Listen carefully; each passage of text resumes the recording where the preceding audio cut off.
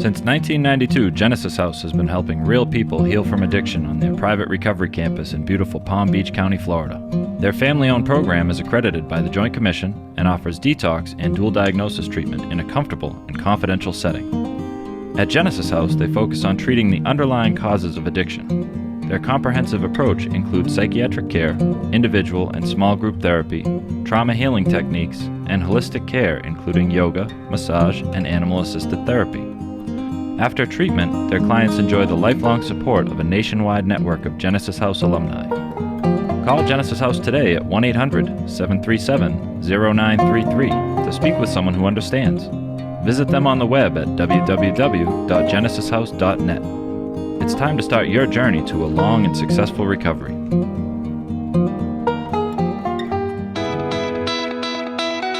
Friends in Recovery, the Addiction Recovery Podcast, is brought to you by the Friends in Recovery community, a thriving network of individuals who are fighting back against the stigma of addiction. Join our hosts as they speak up about the real issues of addiction, treatment, and recovery.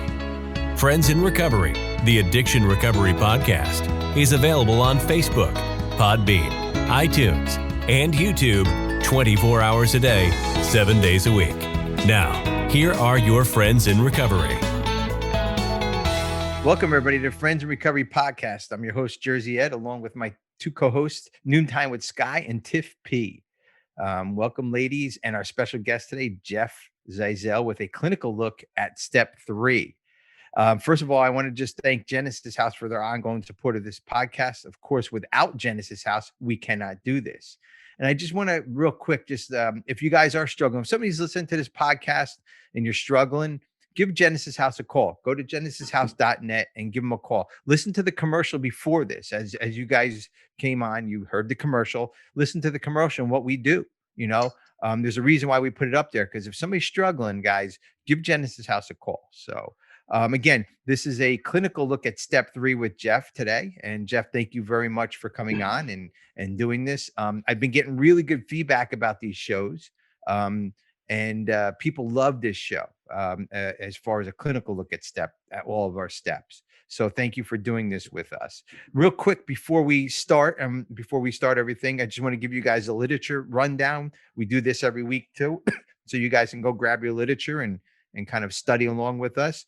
I'll be using the 12 and 12 and the daily reflections today.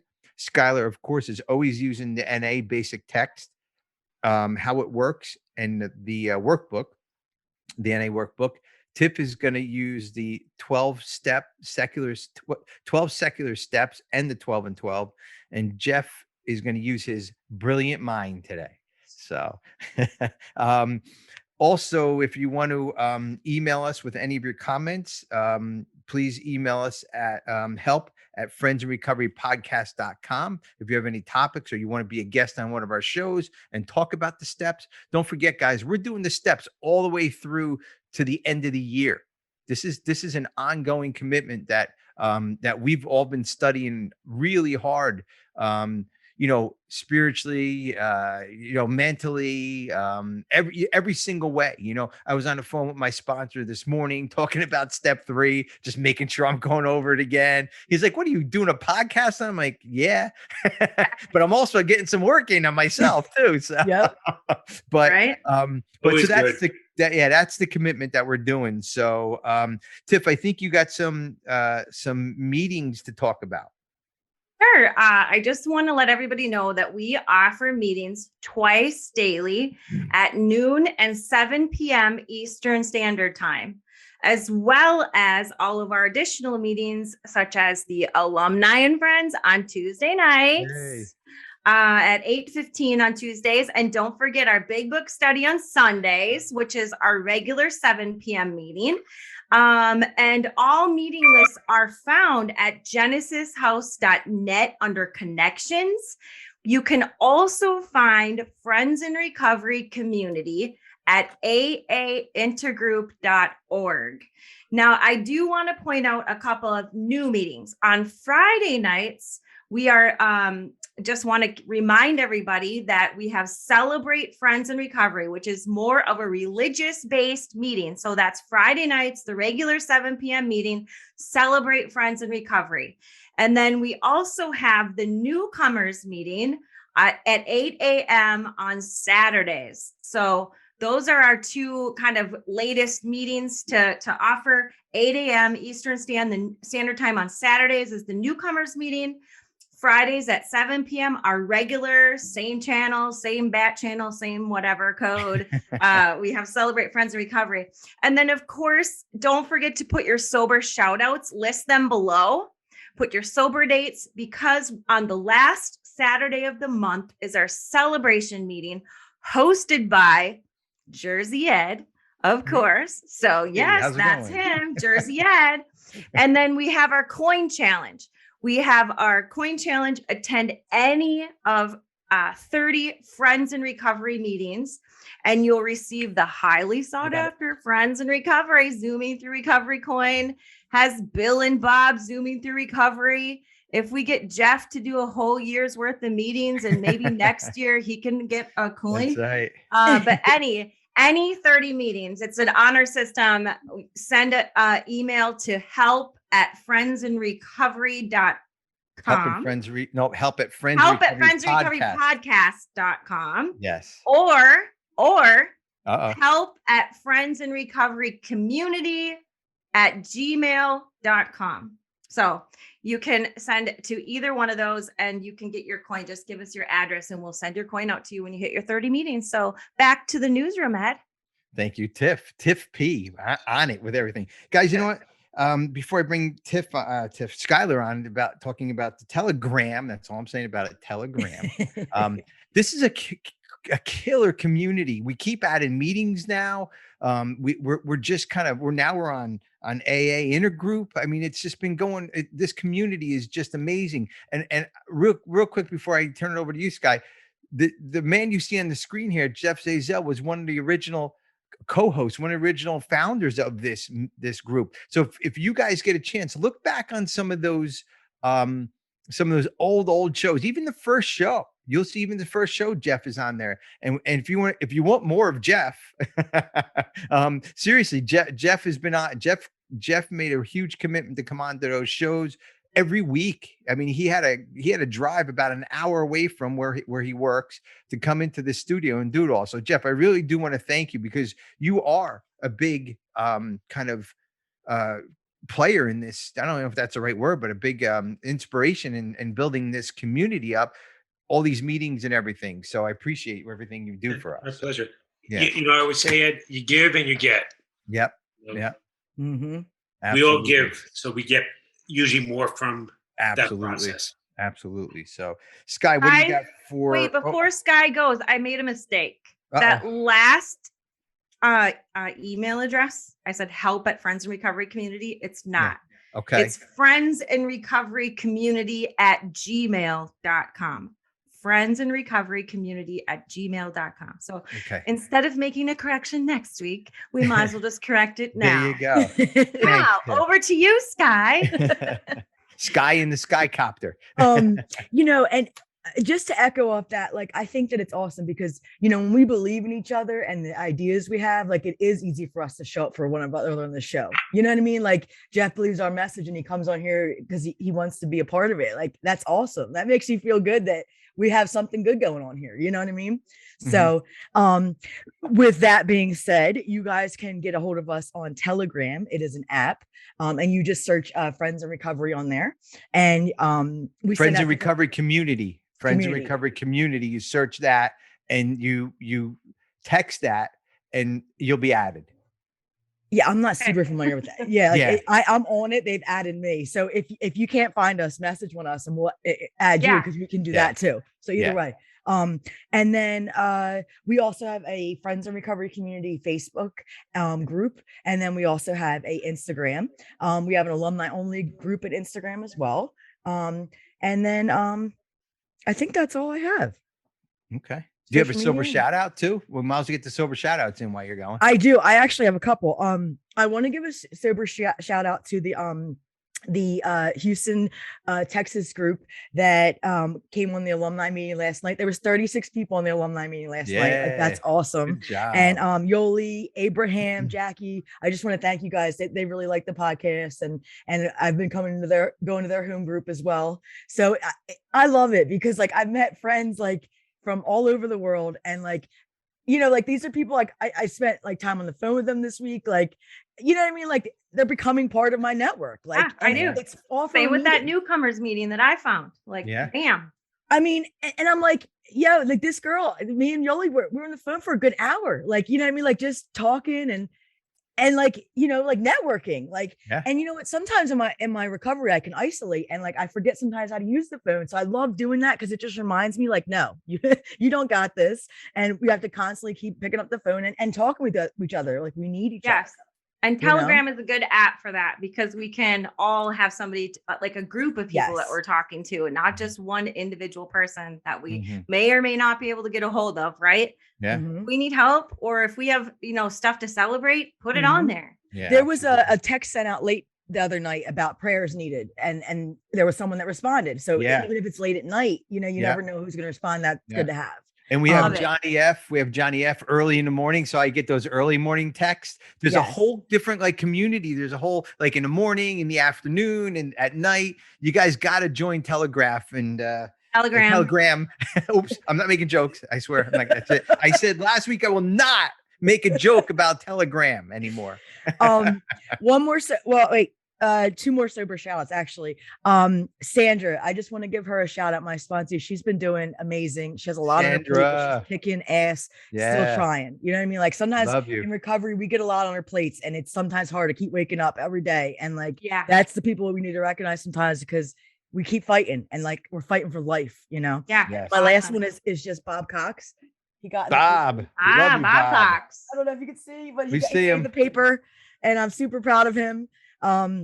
He's getting involved in helping people in the prisons and stuff. So so he's just doing awesome things. It's the Bridge Club. I just started putting on every meeting that I've been hosting, I've been putting in the chat, like I copy and paste so that people can send letters to Care of Pen Friends.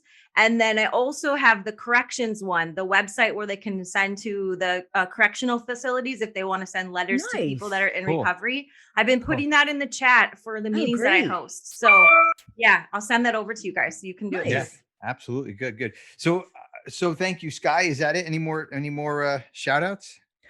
No, I just want to say that my week was awesome in the sense that I got through COVID, and you know, like I had people reaching out to me, and like I was supposed to do a call for posters this Rutgers. I had a poster put in a Rutgers event this weekend.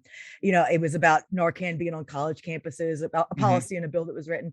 And I couldn't present because I was so sick. And I had people at Rutgers cover for me, Marta, Professor you know, Plummer and Battle. Like these people like stepped up for me. Like that's awesome. That's awesome. So I'm grateful for that. Good. And Tiff, your week was good? Everything was good with you? Good. It's been busy. I'm trying to, I just had a great phone call with Scott C. About working with people in the hospitals when they need recovery and being available for those people, so that when they have someone who's in the hospital, that I get to just go out and meet with them. So he really coached me on how to do that, and just working on building up Genesis House. And it's been fun. Like we're early in the week. It's only Wednesday, and I can't believe how much I've accomplished so far. So I've had a great week, and it's always a busy household, of course, but the weather's been nice. It's been like 40 degrees. Yes, it's over 40 below. It wasn't 40 below. It was like it's only 0 now. Beautiful day. They're in shorts in Minnesota. Now it like gives us hope, and then all of a sudden, like March is the snowiest month of the year. So Tiff, hold those fingernails up. That's a Friends in Recovery fingernail color. Look at that. Die Hard, huh? Friends in Recovery green. That's it. Love it. So Jeff, I want you to hold up something. No, put that away and hold up your leg. I can hold up my leg. Achilles surgery. Jeff had some surgery, guys. So keep him in your prayers. He's doing well. But how you feeling? You feeling all right? I feel good. So, you know, it's interesting because, you know, we're having this conversation about, you know, how things are going and, you know, having good weeks. And of course, if you have a good week, sometimes you have a bad week. So you have surgery, it gives you tremendous perspective of life. So, and I could be bitter about it. Like I ruptured the Achilles. I can't drive for 5 months. I've been on crutches for like over a month already. I'm going to be on crutches pretty much another 3 weeks, 7 weeks on crutches. And I can complain. I have my moments where I feel like sorry for myself, but how grateful I am. So I get surgery. I live in the Boston area. Some of the best doctors in the world. The guy who did my surgery did Kurt Schilling's, bloody sock tendon in the 2004 Red Sox World Series. And he's done Tom Brady and a couple of professional athletes. So I look at it as how blessed I am to have an amazing surgeon where I will get better and I will heal. It's really like, the third step. I believe that there's a surgeon out there somewhere greater than me that will heal me.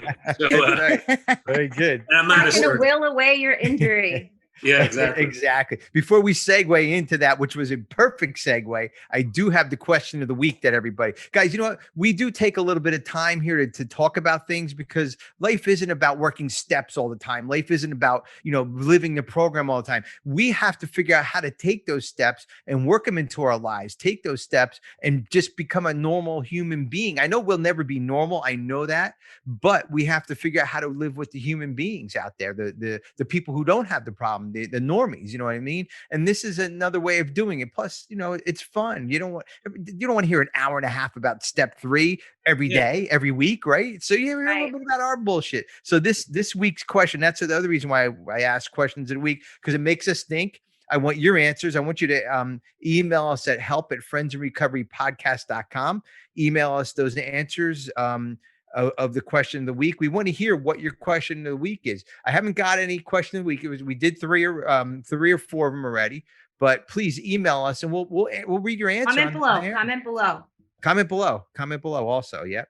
So guys, the question of the week this week is, do you live by any words of wisdom? And I'm going to call Jeff out on this one first because Jeff lives by tons of words of wisdom. I'm around Jeff a lot, and he just has these words of wisdom all the time that he endears to me once in a while when I'm down and out. Even though Jeff is not in the program, he's one of my go-to guys. And Jeff always has, like you said earlier, his foot, he can be, whatever, but he's one of those go-to guys, the normie people that I rely on a lot. So Jeff, you're the first one to answer. Do you live by any words of wisdom? Please don't say no, because I had that great introduction about you.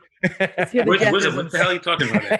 So, thank you for those kind words. And I value you as a close friend of mine, Ed. So and we speak frequently, and it's amazing how when Ed and I speak, we can't get off the phone. I mean, I said, Ed, I got to go. Oh yeah, I got to go. But one more thing. So and we chat. So we do. And that's what this experience is like. It's really, and I like what you had said, you could be very robotic and read the steps and just go through it, but it's really not about that. It's about people. It's about our experiences. It's about how we feel, what we think. That's what the program's about. Yeah, the steps are the guidelines. That's the path. And everyone's different. We all have our own perspective of life, and we all integrate things differently.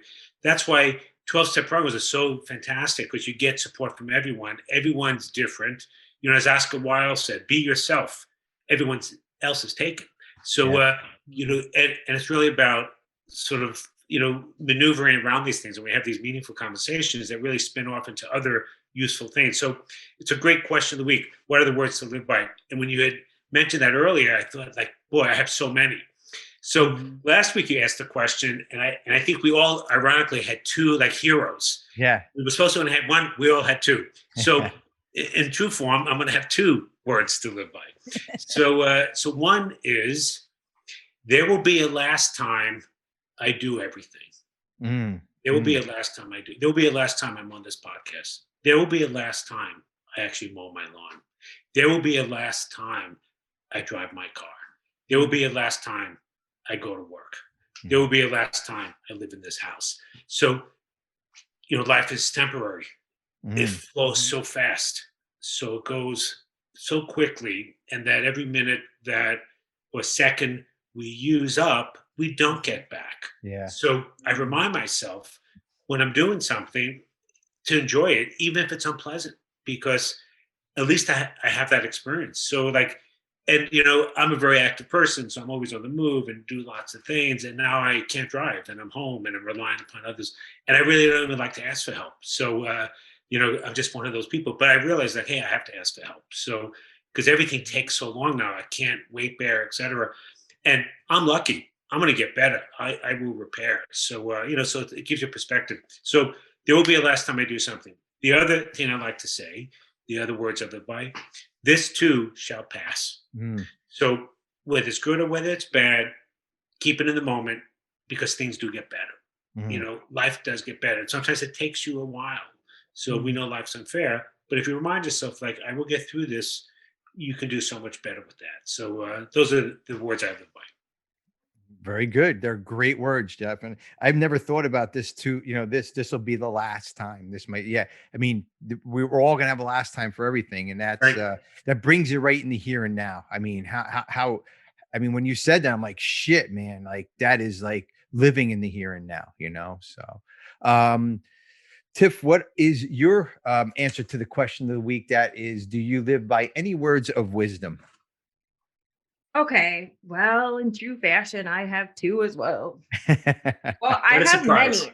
I have many. You know, there's one day at a time. There's so many in AA. You know what I mean? Like, there's so many that I could go down the list. But there's one that just kept coming to mind over and over and over and over. And it was words that my mom always said. She said, "You never have to hang anyone. They will always hang themselves." And she always used to say to me, "Mind your own fucking business, Tiffany. So don't worry about it. Yeah. It's none of your business what other people are doing. And if they're in trouble, they will hang themselves. It's not your job to get involved in anything." Now, I was one of those hard-headed children that always wanted to make sure everything was set right and blah, blah, blah. So I'm sure that started from a very young age, but I didn't remember it until I was much older. You know, that she used to say, never worry about it. They'll always hang on themselves, right? Just don't fret. Give it to God. Basically, you know, give it to God. This is all about step 3, right? Give it to God, give it to God, let it go. Right. And then the other thing that I would say is this is my canned phrase, don't be a dick. It's also I knew you were going to say step that. 3. It's also about step 3, right? This is where it came into play. Take a pause, right? At any given moment during the day, I have the opportunity to step back, take a pause before I react, and don't be a dick, right? Everyone has explosive diarrhea, right? Don't be a dick. Carl, I want that flashing on screen. Don't be a dick. Don't be a dick. Don't be a dick, right? He's going to love that one. Yeah. But anyway, don't be a dick. You know, someone cuts you off in traffic, they have explosive diarrhea. Don't be a dick. Just move on. Maybe somebody made a mistake today, right? Yeah. Calm down, take a pause. There's no reason to be a dick over it. Love that. I love that. And that's what a lot of us have to do. Just slow down. You don't know if that person is, you know, somebody cuts you off and are speeding past it. What if they're speeding to the hospital and you want to go catch up to them? And what if their wife is in the car? What if their little child's in the car having, you know, something wrong with them? Just slow down and just let that person do what they want to do, you know, or if they robbed a bank and are being, exactly. Right. You're going to stop and yell at a little old grandma in the parking lot? Come on. Yeah. Take a deep breath and let it go. Like you said, step 3, let it go. So yeah. Sky, what do you got for the question of the week about, your words of wisdom? So I definitely was thinking this too shall pass. That's huge. I'm big by that, but I think of a few things.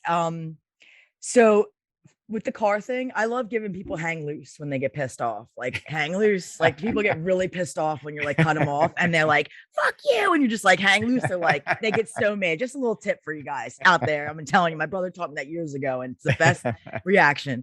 So Rob said this a long time ago, and it never, ever left, because I feel like it's in every situation I can use this. He says, the more you persist, the more they will resist. And you can actually reverse it. The more that you resist, the more they'll persist. And I like that, because sometimes it has me take a step back, because I'm like the type that can take things apart, pull it apart, rip it all over. And I'm standing in a room with shit everywhere, and I don't know where the hell I'm at in life.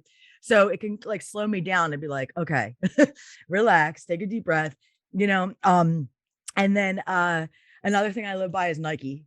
Just do it. Like that was like a big thing my brother used to say to me, like when I was trying to get clean, like I would be like, but I got this wrong. And he'd be like, okay, so what are you going to do about it? Like Nike, you know what I mean? Like, I don't feel like hearing the sob story, like Nike, you know? So it's simple. Yeah, that's great. Two great ones too. And just do it. That's what I always say. And on our meetings, I don't want to hear somebody say, I try. Don't try, because you're setting up yourself for failure. You either do it or you don't. I don't care if you don't do it, but just tell me you're not going to do it. Trying means, you know, if just try, right? I'll give it a shot. Well, I'm not doing it. But if it was so powerful, don't you think Nike would have used it instead of fucking just do it, right? Don't you think Nike spent millions and millions of dollars, and don't you think they would say, let's just give it a shot or try it out? No, they don't use that. They use just do it. So now they're going to be using "Don't be a dick." yeah, exactly. So, and two good ones, Sky, and I'm reading a book called "Don't Drop the Mic." It's a really, really good book. TD, I forgot his name. It's a really, really good book about communication.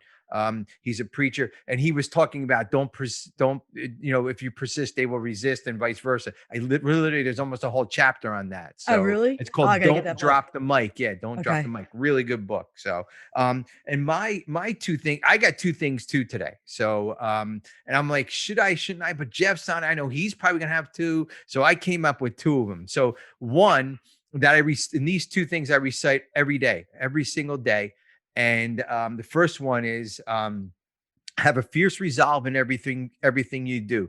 Demonstrate resiliency and tendency. Don't let temporary setbacks become permanent excuses. Use opportunities. Slow down. Use opportunities. Use mistakes and problems as opportunities to grow, not as a reason to quit. That's my number one. I'll send that over to you and I'll put it in here. And basically, have a fierce resolve in everything you do. Demonstrate resiliency and tendency. Don't let temporary setbacks become permanent excuses. Use mistakes and problems as reasons to as opportunities to grow, not as a reason to quit. I read it so much I know it by heart. My second one is, guys, and every time a text message, this is another good way if you're down and out about yourself, or if you want to really improve yourself. Every time I get a text message, every time my phone buzzes or my watch goes off, I say this: I didn't come this far just to come this far. I didn't come this far just to come this far. Every single time I get a text message, it reminds me to say that to myself. I didn't come this far just to come this far. Because there are plenty of times that, especially we're talking about step 3. I want to take my will back all the time. I want to stop. You know, I want to control the whole everything. You know, but I didn't come this far to come this far, and I have to realize I didn't bring myself this far. You know, not just me. It was a whole team. It was the whole universe. It was everybody, not just me. You know, so I don't want to go this far. I don't want to go even further without bringing that team with me. So it's really important that I always say that to myself every time my text message goes off. So. Ed, that's such a profound yet remarkably simplistic point of view. Like, you don't quit. You know, and both your phrases, you know, the words you live by, are pretty consistent with each other. You know, you don't quit. And it's interesting because, Skylar, you were talking about the Nike commercial, and I love that also. It's like, you know, just do it. If you just do it, the likelihood is you will have some success. Now, you may fail, but you don't start out thinking, I think I'm going to fail. No, you start out thinking I'm going to be successful. If you fail, at least you tried. And then you learn from that. As you had said in your statement, Ed, you fail, you learn from it. Like, I know how to do it better next time because this time it didn't work for me. It's like recovery. You know, like, I'll only drink a little and I should be fine. Well, that didn't really work.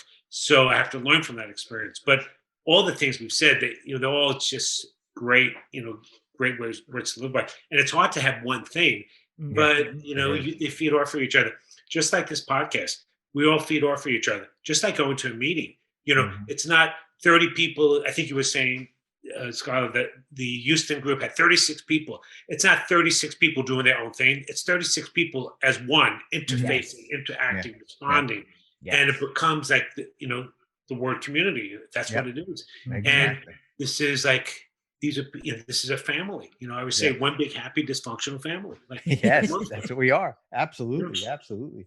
So we're going to talk about step 3. Now that we got all that out of the way. So answer the question. We comment below, send us an email. I'm not going to say the email, go back and listen to it again and get the email, or Carl will flash it up here. But step 3, made a decision to turn our will and our lives over to the care of God as we understood him. So I know we went into it pretty deep last week, and we're going to get a clinical look at this. But Jeff, this is the first step of action. This is the first step where we really have to do some work. Like I ended with the podcast last week. This is the step where the rubber meets the road, right? Yeah. Where we have to really just kind of get into start and do some work. And there's a couple bad words in there. All right. If you're new to this program, and I don't mean bad, but turning my will and my life, that's number one, and to God, turning something over that I had such great control over, right? And now you want to turn it over to something I said last week, I can't see, feel, touch, or taste. You must come across that thousands of times when you're in a session with somebody in recovery saying, Jeff, I don't believe, or how can I turn this over? Or why is this step so important? And how come I just can't control it a little bit? So on and so forth. I'm sure you heard it over and over in some of those words or fashion. So, your thoughts on that, Jeff? So, and you actually presented it so appropriately, because it's really like step 1 and 2 it's an element of like self-reflection. I'm powerless. I got to look at myself, and so on. And you start realizing like, you're looking inwardly, but it doesn't really take action. Step 3, you're right, is the first time you take action. I always say step 3 is like getting the key and sticking it in the door and turning it. And then we open it up. Yeah. So we know that generally folks who believe in a certain level of spirituality, God, or whatever we believe a high power is, elevate themselves to a point where they realize how challenging life is. And of course, I always like to say life is unfair. So we then have to look at, well, what else is it that we can do? And you're right, Ed, it's such a dichotomy. And we talked about this when we talked about step 1. It's paradoxical. The ability to let go of something actually empowers you. So because if I try to squeeze things and hold on to them, I'm just running out of juice. I'm going to run out of gas. I'm going to run out of energy. But if I just go with the flow, I can actually be much more successful. A person who can float for hours, for days, actually. A person who's struggling in the water, fighting it, drowns quickly. So wow, that's good, Jeff. That is such a good analogy. Yes. And then you become one with the ocean. So, and I remember when I was a kid, I taught swimming. I was a lifeguard at a summer camp in Rhode Island, Camp Fuller, and we were on the ocean. So, it was, it's not a little kiddie pool, it's the ocean. So you have to be really careful and mindful. And we would teach everyone safety, and we would teach them how to float. And if you weren't a good swimmer, we taught people how to float on their back and just breathe and relax and let go. And all of a sudden, because the body is buoyant, but when you fight it and when you become smaller and you clench your muscles and you breathe rapidly, guess what? You sink, expand, you float. So it's it is like step 3 in some ways, because you have to let go and embrace it. So one of the challenges is like, so what is God? As you point out, we talk about it with patients, clients in the office, like, gee, I don't know if I believe in God. That's okay. Do you believe in anything? I believe in some things. Do you believe if you're at step 3, you have to believe in something at this point. Yeah, exactly. Right. Do you believe you can get well? Sometimes I just start with that. Do you believe you want to give up drinking? Yes. Do you believe that you wish to get healthier? Yes. So let's go with the flow. So what's interesting? You go into your house, you flip on the light switch. Do you believe in electricity? Do you believe like there's this thing out there that can light up my house? I don't know if I believe it or not, but it works. I flip the switch. You've seen it happen enough times that it works. You've seen results. Exactly. Yeah. But I was, in the beginning, we all get a glimpse when we turn our alcohol problem over to AA, right? We get a glimpse of what can happen if we start to believe in something, right? We believe in the group, right? The group has accomplished something without us. And it's a we program. If we do this with them, right, we get a glimpse of that hope, right? That gets us through step 1, step 2, right? But this is where we're actually looking at our self-centeredness, right? And this whole, we're acknowledging that our whole problem has to do with self-centeredness. And how do we turn that around to what's the opposite? Well, how do I become unself-centered, right? Is it that I become God-centered, right? I need to believe in something, right? And I need to look at things from a different perspective. How do you help people, Jeff? Like, look at people from that different perspective. Like, okay, we're beyond just a glimpse of getting rid of our alcohol problem, right? We've got a little bit of hope that we can believe in something, right? Mm-hmm. But now I got to work with someone like Jeff, right? Because I have all this past bullshit, this childhood trauma, all this stuff that has happened to me, or, this old belief system. How do you get us to start looking at the world from a new view, right? Like, oh, it's not just me in it. How do I become unself-centered? And it's a great question because, we know that, I love this expression I've heard, people go to AA, it's a bunch of egomaniacs with inferiority complexes. Mm-hmm. So, it is self-centered, and so self-centered to the point where it's self-destructive as well, because mm-hmm. they do behaviors because they're so preoccupied with themselves, they can't think about anyone else. So they always are doing things to make themselves feel better, hence self-medication, drinking and drugging. Right. But when you talk to someone and they say, okay, I'm ready to give it up. I got all this baggage. I got all these problems. Where do I start? And I would say, let's keep it simple. Let's start where you are at. Let's start right now. So where you're at today. So we talk about, what's it feeling like? What are the things you have the capacity to do? And a lot of it is about, are we able to sort of think about ourselves changing and getting well? And of course, that's a big part of this. So like step 3, we talk about, as Ed said, the rubber meets the road. It's taking some action. So what's the action?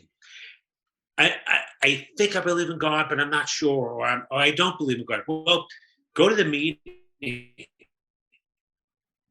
and listen to what people say. And you don't have to agree with them or disagree, but look how they're doing. How are they healthy? Sure. Are they well? And that's a big sometimes point, it just takes looking at, right? Sometimes it just takes looking at someone else. So I can either make a choice, right, to continue to do my self-centered path of behavior, which has gotten me to where I am today, right? And now at this time, I've started to realize that my problems are probably bigger than alcohol and drugs. I have some, stuff that I need to take care of and acknowledge, right? But how do I take all that self, right? And we're looking at, okay, sorry, I need to back off. I got off track. We're looking at those people, this group of drunks, right, that has something that we want, right, are exhibiting the behaviors that we want.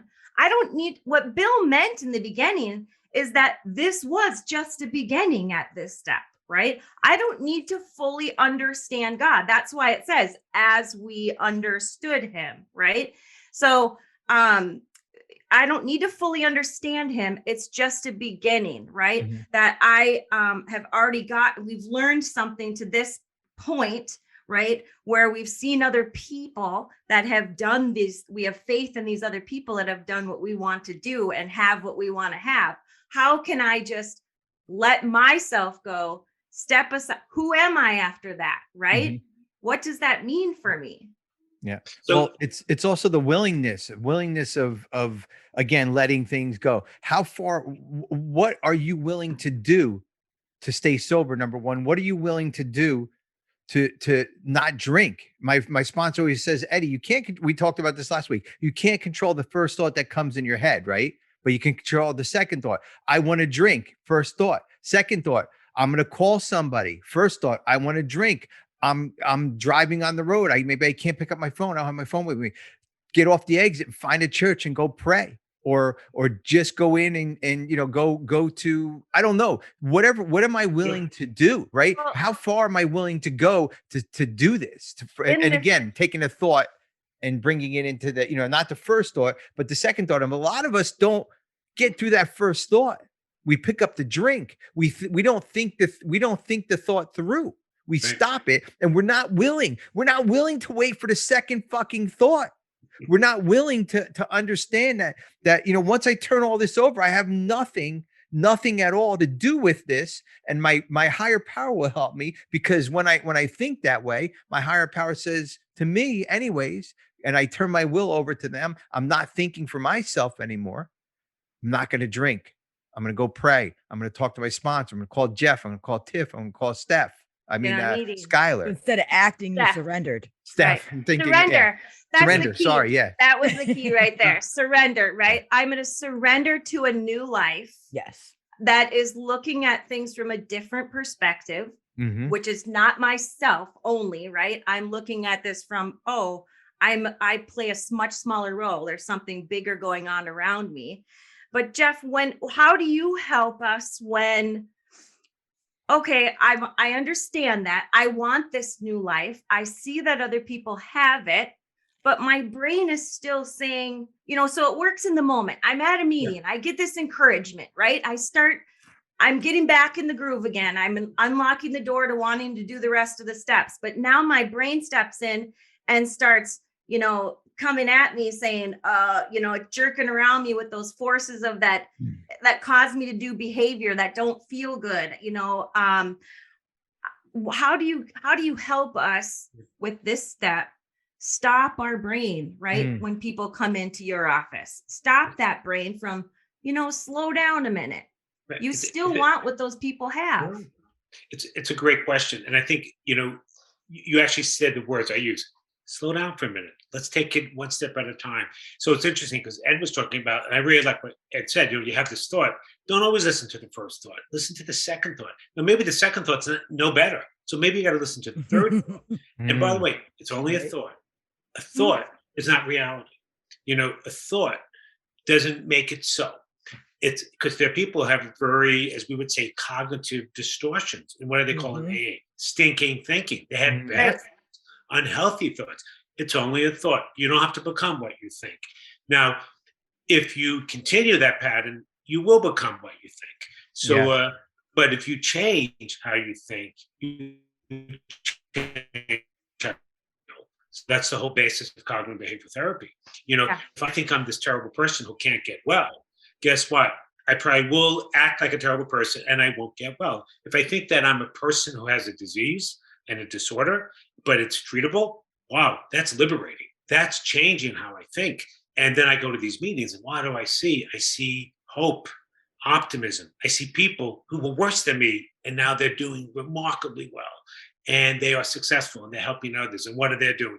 They're keeping it in the day. So one of the things I tell people is like, and I tell stories sometimes because stories I laid out for people. So I said, do you ever drive your car and break down the side of the road and you're panicking? Oh my God. And then you call AAA and they say they'll be there an hour. How do you feel? Knowing that they're coming, you automatically, more often than not, feel better. So the car's still broken down. You're still on the side of the road. You really haven't made any progress, but you have a belief. Yeah. A belief in something greater than you. It happens to be called the tow truck, but it could be God. It could be that things will be improving. So therefore, you let it go. And then you have a sense of optimism and you believe that things can actually get better. So when you have that going on, you end up sort of having hope. So sometimes a small little fire for a person who has nothing is like an inferno for someone who has everything. So you start small. You start one step at a time. And that's actually how people end up achieving success and progress. And therefore you end up having, the sense of optimism. And one of the things we know about resilient people in recovery, they're optimistic. They don't start that way, but they become that way.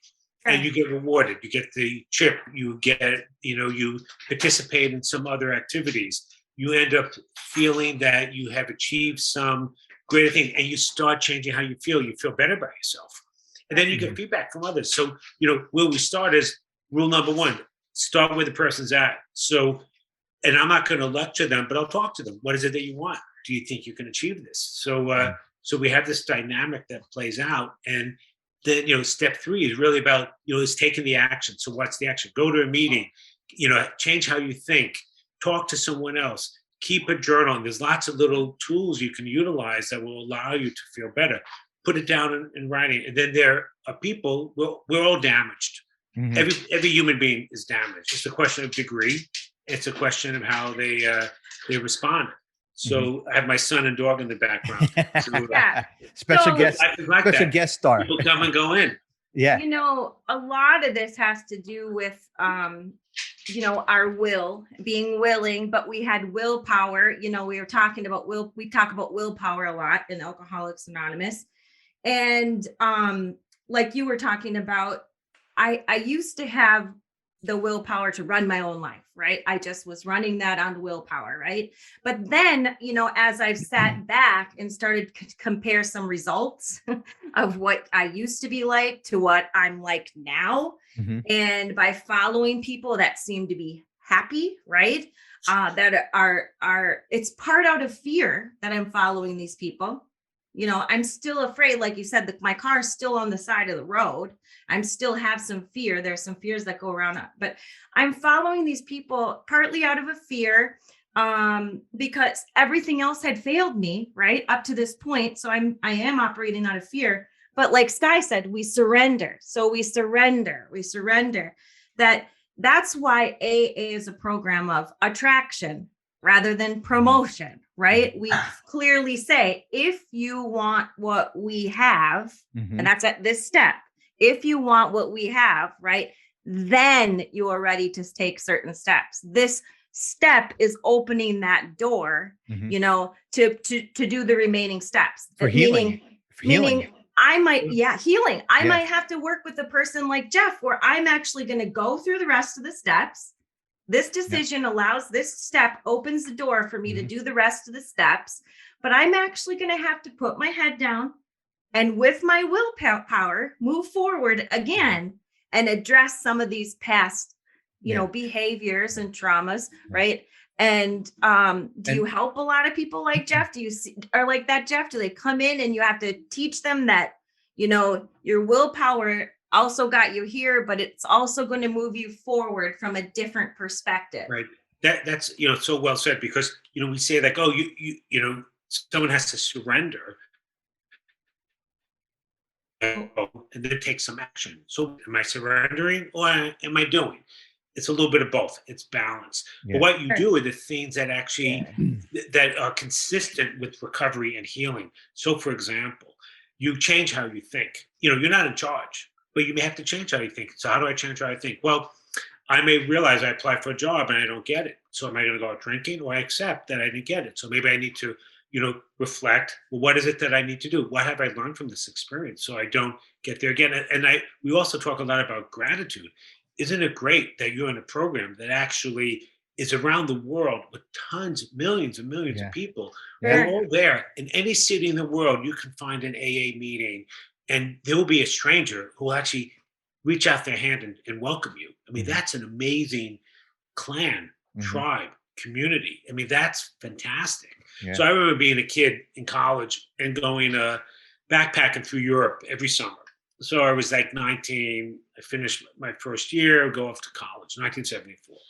Back then, gone for 8 weeks. We bought a book, Let's Go Europe. That was the book. And we got a rail pass, and we pay $200, and you can take any train anywhere in Europe for free. And we just sort of mapped it out. And wherever you went, there were always young people. And there was a sense of community. So you go in. So I remember arriving in some city in Amsterdam, and I'm staying at a youth hostel. Why do you stay at a youth hostel? Like-minded people. Yeah. Why do you go to AA? Like-minded people. Who becomes your friend? Like-minded people. So I became friends with these people in Amsterdam, and next thing I know, we're traveling around, and they were Danish. And following year, where did I go? Copenhagen. Following year, they come to my house during the year. They fly to New York. The Danes came, the Norwegians came, the Dutch came, the Greeks came. You make friends. It's a community. But the point is, you see someone who you relate to. So for me, it was like anyone under 30 with a backpack was someone I can go talk to. And I would say, hey, where are you staying here? How's this? You know, I go to Greek island. Oh, we're staying here. We just got here too. We don't know where we're staying. Come with us. And I remember camping on an island for like a week under the trees on the beach. This is 1977. It was a little easier going then. And you just like laid out your stuff, and we walked into the town, and no one spoke English, but you go to the kitchen and you buy some food, and like you hang out and go swimming and exploring and having fun. And it was all about the people. It wasn't like-minded people help you reaffirm that decision. Exactly. Right? Yes. That's how we reaffirm that decision. Right. Is I go to meetings and I hear like-minded people, and I'm like, because like I have to make the decision on a daily basis, sometimes multiple times a day. You know, well, and this is a big decision, Sky, to turn our will and our life over to the care of God. And it also means I have to acknowledge, I got to trust. You got to take the risk. And then what happened in my past with religion, whatever. You know, even think about it this way: turning your will and your life over to guys. You understand? You work at your sponsor. Now your sponsor says you need a therapist. You call somebody like Jeff. Now I got to turn my will and my life over to Jeff. Now again. Clinically, I have who the heck is this guy? And how I felt that way. Yeah, I felt that way, you guys. I did that, and it was really tough for me. Like I first, you know, I had gone through so much where I admitted, you know, I was powerless over alcohol, right? And then, you know, step 2, I got to, and then step 3 was tough for me because I had ended up working with a therapist because I was so scared of step 4 that I stopped on step 3. So because I knew that there was a lot of pain and suffering that was going to come. I was going to have some pain, and I was going to have to put forth some effort to the rest of the remaining steps, right? I couldn't rely on just the group anymore or going to meetings, right? I had to take it a little bit further to live the rest of my life in sobriety and be happy, right? And that's where we have to get the like-minded people going. You know, you have to work your program. It's like you can go to the gym and stand in the corner and watch everyone exercise and do nothing. Oh, I go to the gym every day. Yes, but you do nothing. You know, or you can go to the gym and jump in and do things to the best that you can. Well, that's the action. You got to take the action. Right. How have you seen, Jeff? How have you seen how recovery can help people over? This is an important question because I want our listeners to hear this, because we do have some things we have to address, right? How can recovery help overcome the deficits of our childhood?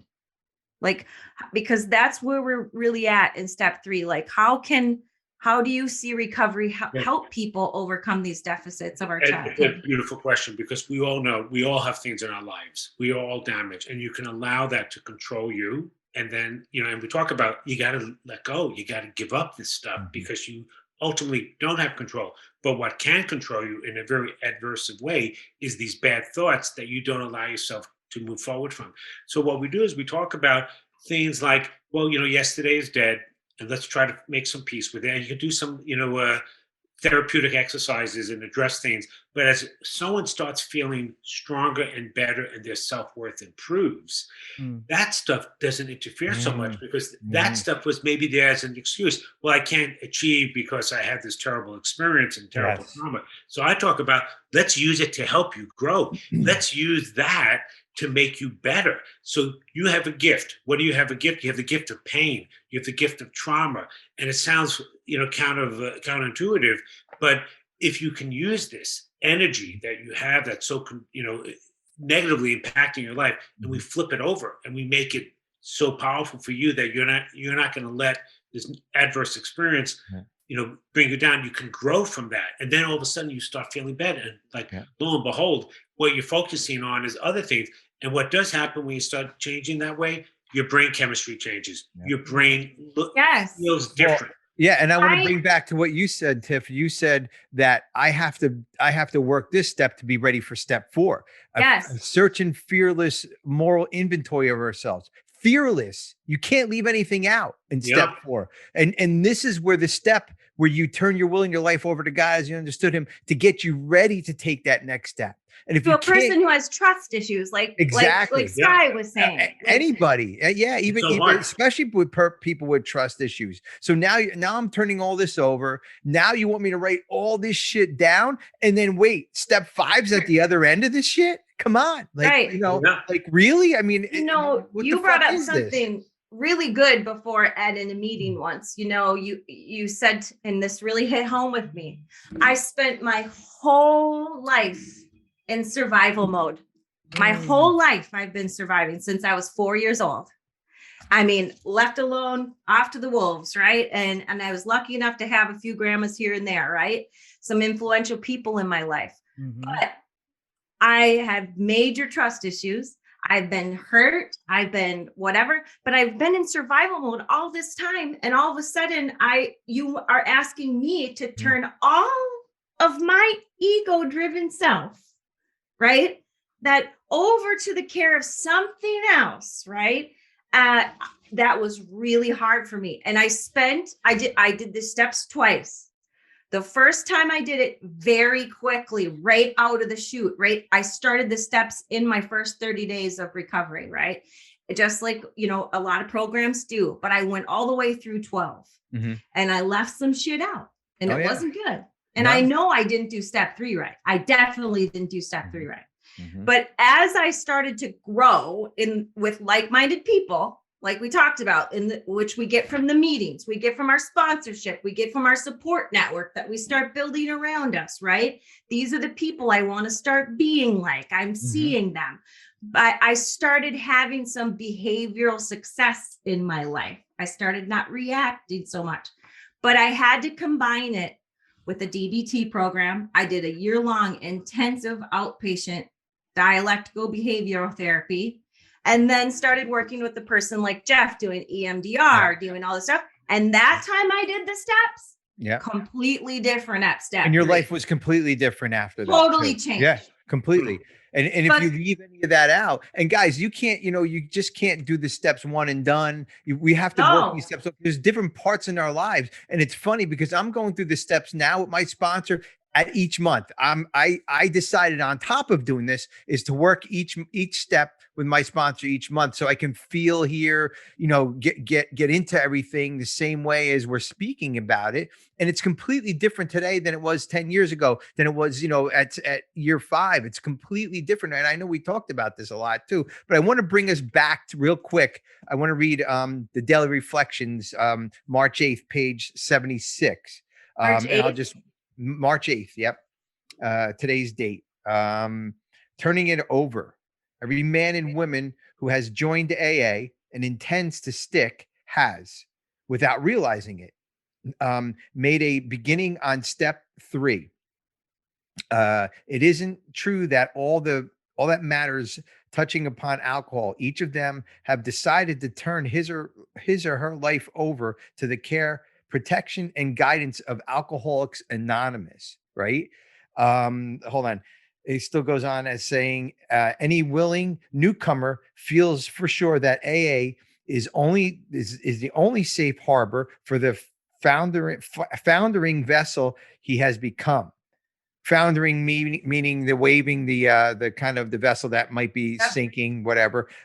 Now, if this is not turning one's will and life over to a newfound providence, then what is?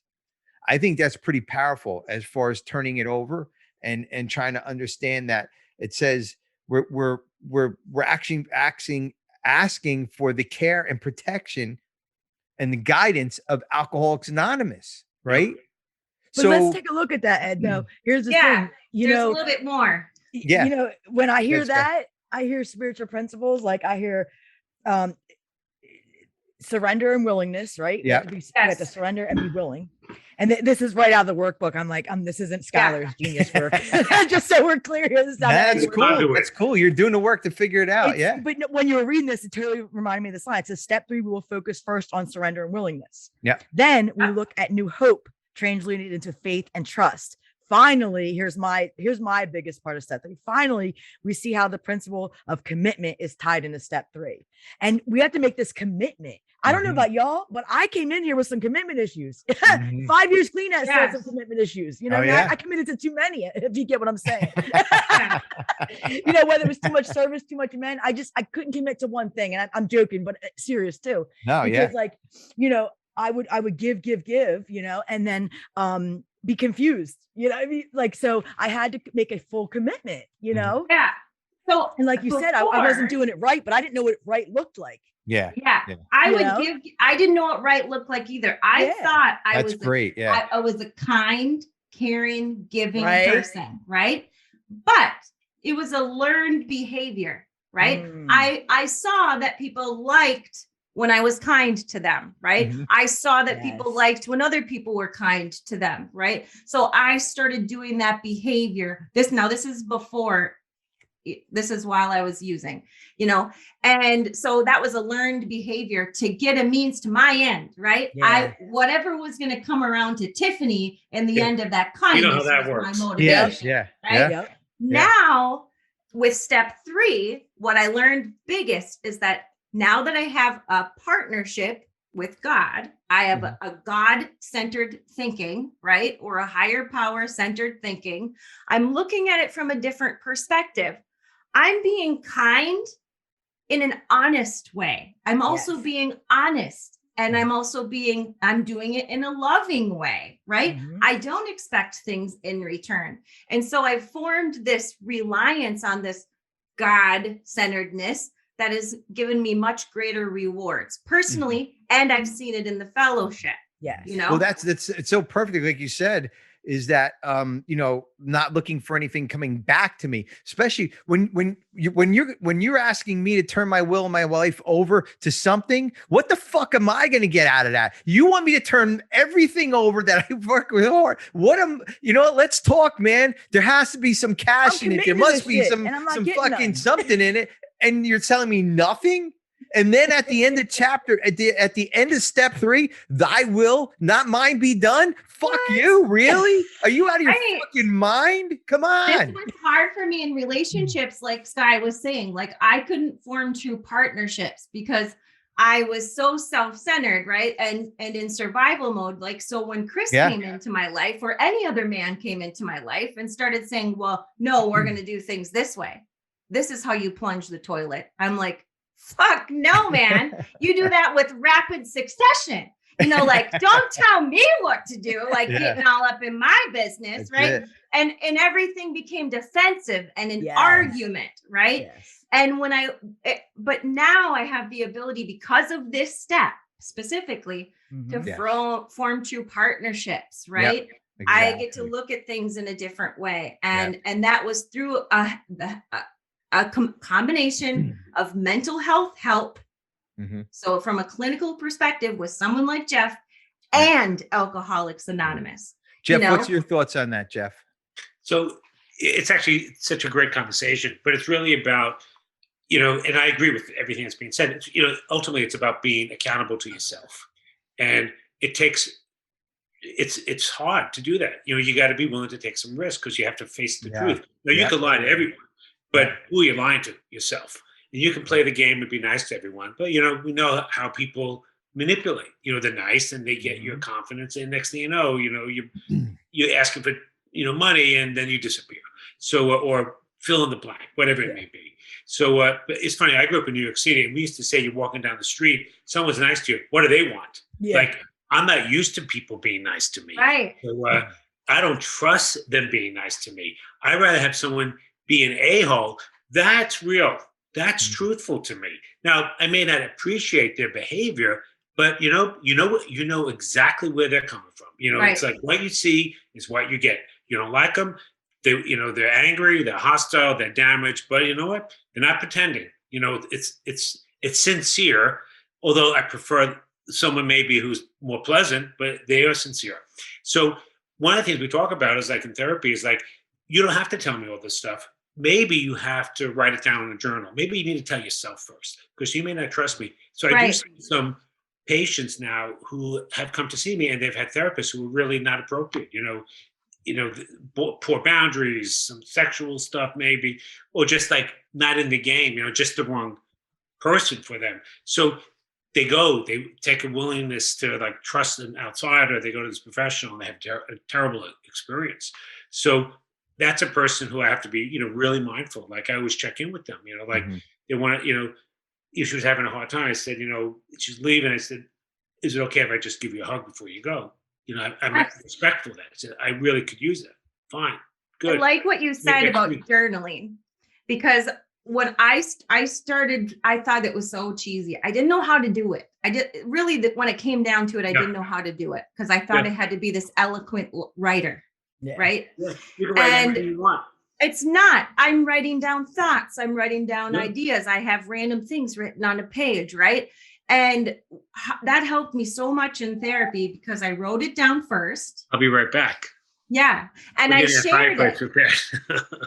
I shared it with people, right? I was able to share it with someone from a clinical perspective, and they were able to see where I was at, right? Because I could never explain it when I was in front of them. I would, I like are we pausing or are we keeping going? No, keep going. Okay, because I was thinking Jeff will be back. You guys, when we first started the podcast today and started talking, I told you guys I was emotional today. And I was like, I don't know, I'm grabbing the box of tissues, right? And it was because I've had this uncomfortable feeling, and I'm tell you where it came from. And it's related to this step. I was on that meeting, the noon meeting. Someone had shared something. We all tried to help her. It related to me personally. We were all crying, right? Sharing this moment and offering support to one another, right? And I didn't know how to handle that. I don't know how to make friendships. Too vulnerable and right. Like I got, it's not so much that I got vulnerable. I don't mind sharing things anymore, right? I'm an open book, but it was odd to me that there was a joined friendship, right? That of people I could trust. And that all came from, if you want what we have, then you are ready to take certain steps, right? Yep. I do want what we have. So I was willing to turn my life over to the care of God as I understood him. I didn't need to figure him out, right? I just needed to understand him. It was just merely a beginning to set a goal that I want to live like Ed lives, right? I want to live like Skylar lives. It's a beginning to the rest of the steps. I'm making a commitment, right? And today, when I having that uncomfortable feeling where I was feeling emotional, started because I was willing to turn my life over to the care of my group, right? My God was showing up in my group, and I was willing to be vulnerable and share also where I was at and open up, but that all came from this step. That all came from this step. Oh yeah. Yep. Yeah. And because I wasn't looking for something in return when I gave advice, right? I wasn't like, ooh, are they going to write about me in the chat if I, say, oh, thanks for the advice, right? I think what you speak about is so good. Yeah, Tiff, even what you said at the beginning when we were talking about our question of the week, and we're going to wind it down here. I'm going to tie that into the question of the week when you said one of your words of wisdom is that it's none of my fucking business what other people think of me. And I don't care if you're in the meeting. I don't care if you're on the podcast. I don't care if you're in the chat. If somebody says something about you, it's none of your business. That's their thought. That's what they come up with. And that's where step 3 comes in. You turn your will, and it's everything. It's everything. You turn your will and your life over to the, and that's it. And the God story. got me. And you cannot control somebody, what they're saying, how they're doing it, and all that. Jeff, any closing words on step 3, or any kind of clinical piece that you want to kind of talk about, or just give advice? No, just unmute, Jeff. Jeff, unmute. There we go. Hi. I don't know what happened. So the first bit of advice is make sure people can hear you. After that, we move forward. So I would say one of the things that's really important is to be, you have to be willing to take some risks in life. No risk, no reward. Exactly, and you have to be prepared for pain. But you have pain anyway. So you know what? You do pain really. You know pain. maybe don't do pain well because you self-medicate. So that's not doing pain well. But what's doing pain well? Embracing life. And I would say you have to be understanding that we know, number one, life's unfair. Life is hard. We talked about this, I think, in the previous podcast, how when there are things that are difficult in life, the reward is so much better. So how do you improve your sense of self? Challenge yourself. So do you challenge yourself by opening up a bag of potato chips and eating them? Or do you challenge yourself by setting the alarm early and just going for a walk for 20 minutes before you go to work? Keep it simple. You don't have to run a marathon. Ed and I are runners. We run marathons. Just get dressed and go out and enjoy life and say hello to someone. Say good morning to someone. Interact. Sense of community. I have a dog. So I know all the people who have dogs. Why? Like-minded people. Hey, is your dog friendly? What a nice dog. What an ugly dog. So, you engage. So, and have a sense of humor. I like what you were saying earlier when we started it, you can't be so serious with everything. This stuff is serious, so sometimes you have to laugh. Resilient people have a sense of humor because it allows them to move forward and get out of their head and engage with others. So, step 3 is really about allowing yourself to, turn that key in the door, open up the door, show up. Let whatever happens, happen. So, 90% of life is showing up. Like our podcast, we don't talk to each other beforehand. We meet, we all sign in around the same time and, hey, how's it going? We chat. Whatever happens, happens. It's organic. Yeah. It's a perfect analogy to what life is like. We show up and we do the best we can and we hope it works and we care about each other and we all are like-minded. And sometimes we have something that becomes a beautiful interaction. Some days more beautiful than others, but we show up. So part of it is just show up. That is it. Just show up. That is it. That's exactly what we have to do. We just have to show up in life. And once we show up and we're willing to turn our life over and our will, it starts happening, guys. It really it's not like we stop, guys. I want to make this very clear. It's not like I walked in and I said, today I'm going to turn my life and my will over to the care of God as I understood him. Right. And then I went and sat in my chair and waited for things to change. Right. That's not what happens. Right. This is a beginning, right? A beginning to a new life. I want what these other people have that I've built trust with, these like-minded individuals. It's opening the door to the rest of the steps. Those rest of the steps. To live your life from this moment on. Once you do, like Jeff said, once you give up control, you get all the control. Yes. You really do. Oh, that's the spiritual paradox. The spiritual paradox for this step is this. The way to independence is by becoming totally dependent. The way to independence is by becoming totally dependent on a higher power. Yeah. And it says in our big book, and I'll end with this, and this is all step 3, do not be discouraged. No one among us has been able to maintain anything like perfect adherence to these principles. We are not saints. We are willing to just grow along spiritual lines. Give us an amen on that, Sky. Exactly. Because to me, it's like that commitment of step 2. Like we're putting that action and that commitment into the steps 2, 3, right? And then my commitment to keep going too. Like it's a big step here in the sense that you're really like claiming your recovery. Like that's how I look at it. Like by giving up my power, I'm claiming it. Like that's cool. Yeah. Exactly. And it's so simple. I belong to Friends in Recovery, right? Yeah. I got this shit. I'm turning my will and my life over to the care of God because of these people. Yeah. Yes. Absolutely. Yeah. So guys, step 3, that is a clinical look at step 3, made a decision to turn our will and our lives over to the care of God as we understood him. We will have more next week. I think we're going to get a little bit personal next week on the podcast. Jeff, you're more than welcome to come get personal with us, but if not, that's okay. Personal today. That's right, exactly. And Sky, I'm going to ask you physical. It's it. Yeah, well, I'm going to ask you this, Sky. Be nice to Sober Pod today, Sky, because apparently Tiff and I cannot be nice to Sober Pod.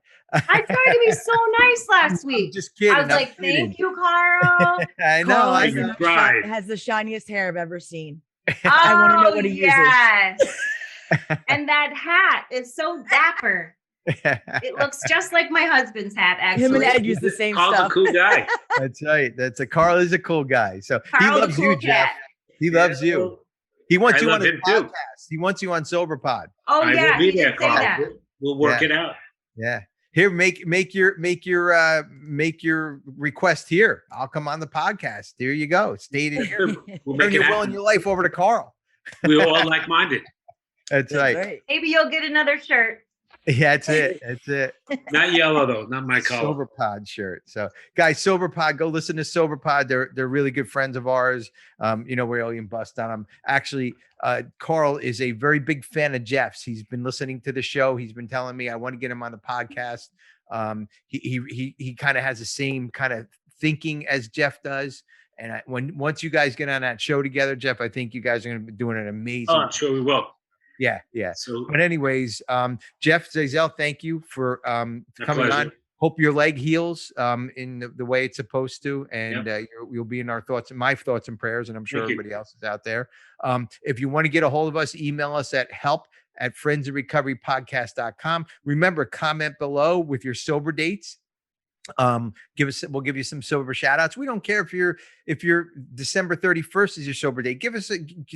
Get it in there. We'd be proud of it, So until next week, everybody, stay sober. This concludes this episode of Friends in Recovery, the Addiction Recovery Podcast. Follow us on Facebook for past shows and updates, and enjoy free access to twice daily support meetings. Friends in Recovery, the Addiction Recovery Podcast, is available on Facebook, Podbean, iTunes, and YouTube 24 hours a day, 7 days a week.